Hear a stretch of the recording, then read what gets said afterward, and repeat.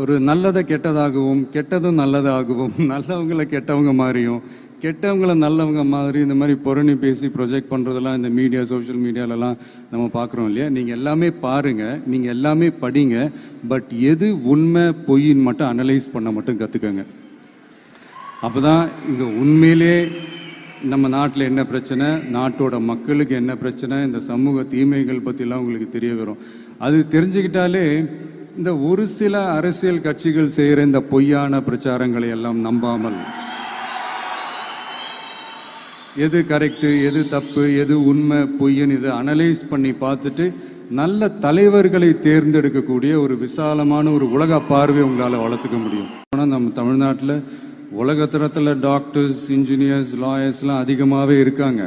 இங்கே நம்மக்கிட்ட என்ன இல்லை அப்படின்னா, இங்கே நமக்கு எது இன்னும் அதிகமாக தேவைப்படுது அப்படின்னா நல்ல தலைவர்.